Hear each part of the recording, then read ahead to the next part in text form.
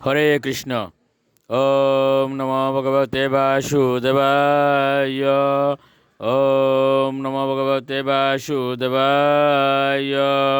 ওম নমো ভগবতে বাসুদেবায়। শ্রীমদ্ ভাগবত তৃতীয় স্কন্দ স্থানম সৃষ্টির স্থিতি একবিংশতি অধ্যায় মনু কর্দম সংবাদ। শ্লোক 51।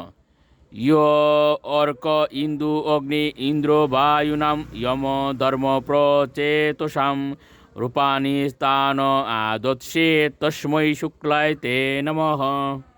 অনুবাদ: আবশ্যকতা অনুসারে আপনি সূর্য, চন্দ্র, অগ্নি, স্বর্গরাজ, ইন্দ্র, বায়ু, যম, ধর্ম, বরুণ প্রভৃতি রূপ ধারণ করেন। আপনি ভগবান শ্রীবিষ্ণু ব্যতীত অন্য কেউ নন, তাই আপনাকে আমি সর্বতোভাবে নমস্কার করি। শ্লোক 52 থেকে 54।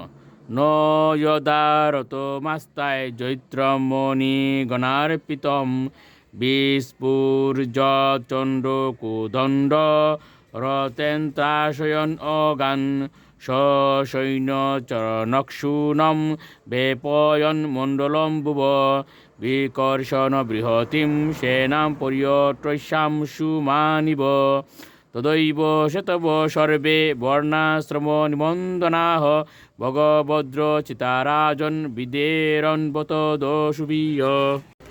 অনুবাদ: আপনি যদি রত্নরাজি বিভূষিত এই জয়শীল রথে আরোহণ করে ধনুকে টঙ্কারের দ্বারা ভয়ঙ্কর শব্দ করে ধর্মবিরোধী পাষণ্ডীদের ভয় উৎপাদন করে আপনার বিশাল সেনাবাহিনীর পদ প্রহারের দ্বারা ভূমণ্ডলকে কম্পিত করে সূর্যের মতো এই পৃথিবী প্রদক্ষিণ না করতেন, তাহলে স্বয়ং ভগবান কর্তৃক প্রবর্তিত বর্ণাশ্রম ধর্ম সংস্থাপক সমস্ত ধর্মনীতি দুর্বৃত্ত অসুরদের দ্বারা বিনষ্ট হতো।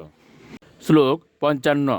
অধর্মশ্চ সমেদেত লুলু পরিবঙ্কুশরী নিবিয় শয়নে তয়ি লোক অয়ম দস্যুগ্রস্ত বিনক্ষতি। অনুবাদ: আপনি যদি পৃথিবীর পরিস্থিতির চিন্তা ত্যাগ করেন তাহলে অধর্মের বিস্তার হবে, কেননা তখন দণ্ডলোপ মানুষদের বাধা দেওয়ার মতো কেউ থাকবে না। তখন সেই সমস্ত দুর্বৃত্তেরা আক্রমণ করবে এবং এই বিশ্ব বিনষ্ট হয়ে যাবে। শ্লোক 56।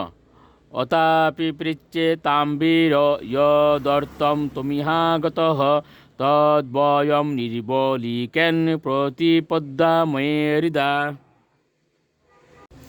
অনুবাদ: তা সত্ত্বেও আমি আপনাকে জিজ্ঞাসা করছি, হে পরাক্রমশালী রাজা, কি উদ্দেশ্য নিয়ে আপনি এখানে এসেছেন তা বলুন, আমি সর্বান্তঃকরণে নিষ্কপটে তা সম্পাদন করব।